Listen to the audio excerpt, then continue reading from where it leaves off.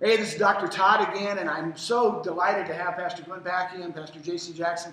Guys, we're all wearing the same clothes. Oh, how about that? I think we need to do some laundry or something here. It's been a couple weeks. Well. This is embarrassing. Hey, our students are looking at and studying and talking about preaching that connects. Yeah. And part of that is the connect part, the hook. You guys are both excellent. I've preached longer than you, but you know the old saying, practice makes perfect. I don't think it's true in preaching. I think practice makes permanent. There you go. Is more There true. you go. You have bad habits that stay with you the rest of your life. But both of you, seriously, I am always delighted to hear the hook.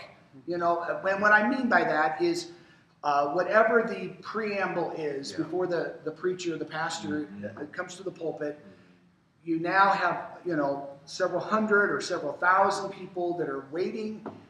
How do you keep them from just going to their phone and doing business versus engage with you? So, well, you're totally right, and you know this. I mean, the first few minutes of a sermon, the first few minutes of any talk are the key. That's when people decide if they're going to pay attention or not.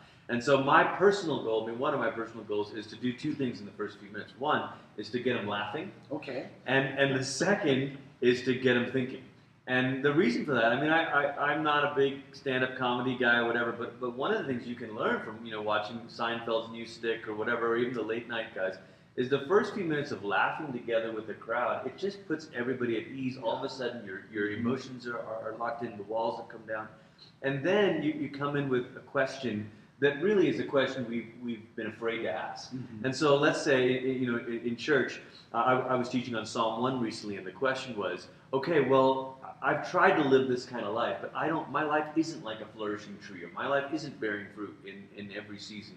And so it's the questions that you know people are going to ask Monday morning or in their car on the way home. And so if you just lead with that, and that's the thing that's gnawing at them, and then you say, okay, let's look at this together, all of a sudden I think people are interested. Yeah. I think there is something so key about the laughing component. The challenge, of course, that is to not have people laughing at other people's expenses. No, that's right. That's right. And so I found oftentimes like a personal story, self-deprecating humor, in a way that shows an appropriate amount of vulnerability. We were talking recently about how we live in this age of authenticity, where people want to be authentic, and there's something about authenticity that draws people, and so there's something about us appropriately being vulnerable in those contexts and help kind of create that connection for folks. I have a friend who is a preacher. He says the first part of the sermon for him is about creating tension, like kind of drawing people into why should I care about what it is that is coming, these texts that are being read or that we're going to explore. Where is the tension being created in the middle of that? And storytelling, humor, all of those kind of things, or even examples from our own lives. Now, I'll pull the old man card here, because both of you guys do a great job, often using your younger children and your family situation. And I did that all my years of preaching too, until my eldest son at one point said, "Dad, I no longer want to be a sermon illustration." So I'm warning him. It's coming, right? It's coming. So do you plan that, or is that something you allow the Holy Spirit and your own creativity to develop after you've kind of done the hard work of preparing the text? I absolutely plan that. I mean, I think the stories are just as much a part of the sermon as the key points or the what, you know. So I think there's lots in the sermon that are on the fly. I mean, there's moments where I'm riffing on something and you think, why didn't need for that phrase to come out this way or whatever. But the opening is so critical. Sure. I wouldn't say scripted, but you definitely want to know the story that you're going to tell. Yeah.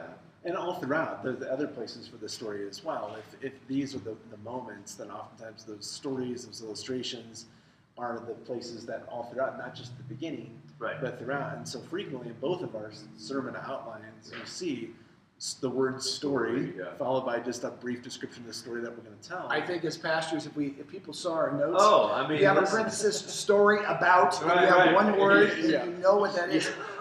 Now, you know, the old classic hook book, Look Talk, Andy Stanley, which our students are familiar with. How do some of those templates help, or do they help you guys? Yeah, so the friend that I was talking about before, his kind of template is create the tension. Then he has this idea of find the Pharisee, which I think is his interesting way of saying recognizing how that tension doesn't just live outside of us, but lives within us. So And the that disconnect between what it says and me. Yeah, and helping to sort of connect this sense of a formative moment, and then lastly, shine the gospel on that tension of things. And so that's been helpful for me kind of in the process, as well as learning from Glenn and kind of thinking through these ideas of context, text, participation, gospel, table, and thinking through kind of those movements, which I think help kind of create a general sort of flow for sermons. Though we don't always follow those in a very linear fashion, sometimes we move them around and shift them, but it helps us to think through those pieces. Glenn, I know you've dealt with this a lot. Yeah. Well, the tension thing is so huge because, again, people are coming with questions about this topic, whether or not they know or care what the Bible says about that topic, right? Yeah. So people are going to talk about how to succeed in life or how to do this or that, and so you lay up front the questions, So last week we talked on Psalm 1, and the tension up front is who's in charge of the world? I mean, really, who's in charge of the world? Psalm 2. Psalm 2. I'm sorry. Yeah, it was Psalm 2. I was. You were there. You were there. It was Psalm 2. I wasn't taking notes, but I was listening to the sermons. Who's in charge of the world? And so you're able to say these are the questions that people. And another option, maybe to identify the hook. It's not always a question. Sometimes it's a longing. There's a longing deep inside of our hearts. So this week we're preparing Psalm 23. I think there's a longing inside of us as human beings to have somebody care for us, to have somebody protect us, to have someone provide for us, right? So then you say, okay, well then what's our tendency in the culture is to say, well, take care of yourself. I'll take care of me. I've been burned before and never again. I'll look after me. I'm the master of my own soul and all this stuff. And then to say, okay, follow that. What if that's bankrupt? What if that doesn't actually work? And so one of the best ways to use the hook is to identify a longing and show how our culture tries to meet that longing in ways that don't actually measure up. So bring all those other answers up short, and then behold the Lamb, so to speak.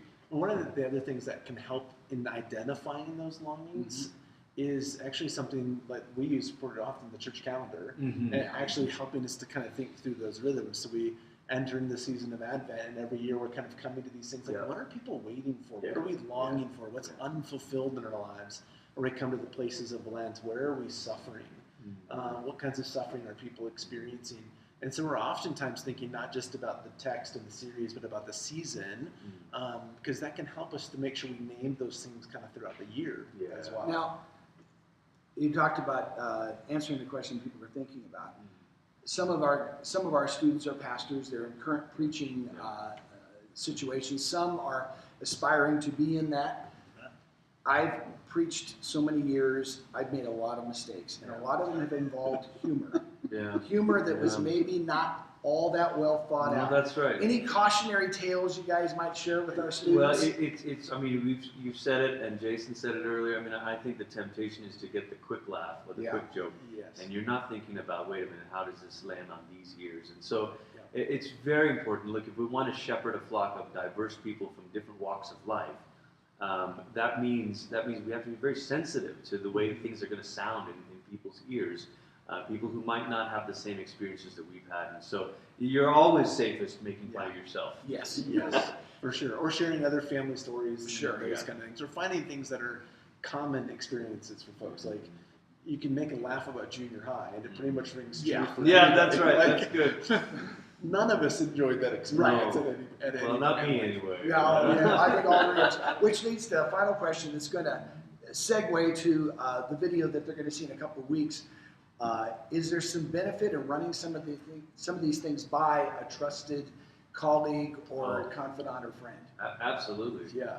I mean, I can't tell you how many times. I mean, as friends, and then talking about it with my wife, and she'll say, "What?" Like, and I think you and I've had that conversation. You said, "What do you think about?" And or text me, and I've said, right. And sometimes, I mean, we live in this bubble. We think everybody's thinking about this stuff all the time, and they're not. You mentioned Andy Stanley's book. The other book that I think is very helpful for preachers is one called Made to Stick by Chip and Dan Heath, and it's really a book about marketing and that sort of thing. But in there, they talk about the knowledge gap and how the curse of being a teacher or a preacher is you forget what it's like to not know. Ah, And so you yeah. assume that everybody already knows all of this, and so I'll just step in right here. Mhm. And in the course of conversations with others, I realized, oh, but they don't actually know this, or this. Maybe I should just focus over here. Yeah. My pitfall has always been trying to say too much. Oh, And I think that what maybe has been helpful for me in that particular instance, I spent so long outside of church Mhm. that when I first became a follower of Christ and spent time in churches, that people would frequently go, "Oh, you all know the story," and then kind of jump into stuff. And I'm going, and you didn't know the You story. didn't know, I was yeah. like, I had no clue. And then the longer you're in ministry, realizing there's tons of people who have never heard the stories before, or the stories are completely disconnected. And so thinking through those things can be really helpful, and having other people Yes. be able to help you see what are those kind of tendencies that we all fall into, and to be able to pull us back. So final thought, each of you, how do we hook them? How do we make the connection? Just a parting shot. I think it's important to imagine the people that you know hearing this sermon, reading this text. I try to sometimes imagine if I was talking across the table with some of the specific people in our congregation, maybe a single mom, maybe you know working dad, whatever, and just to think, how would I share Romans 8 with them? How would I share this with them? And which were the things that I would put as the main things, and which were the things that I would just say, yeah, if I get to it, that's a nice little tidbit, something that made me happy, but it didn't, So Eugene Peterson used to say, walking the neighborhood is as much of sermon preparation as reading the commentaries. And so whether that's scrolling Facebook in today's neighborhood, or actually having coffee and being with people and being in people's homes, that's the stuff. Yeah. And I think it goes back to even that really, really simple old adage about people don't care how much you know until they know how much you care. And it does ring true in pastoral ministry that the longer you're in a place, the more you're amongst the people, that they begin to say like, oh, this is my pastor speaking these things to me. And I think that there is something to that is so critical. Because the hook can't be a gimmick. Yeah. I mean, I think, look, people will see through that. We're over-marketed too. Yeah. We know when it's a gimmicky hook, Yeah, as opposed to like, this is my genuine, heartfelt prayer for you. Yes. This congregation that I get to be a part of, that we get to live life together. This is how God is shaping and forming us and our life together. And so let's put this into practice together. Thank you guys so much. Yeah, Appreciate it. Thank you, Dr. Shaw.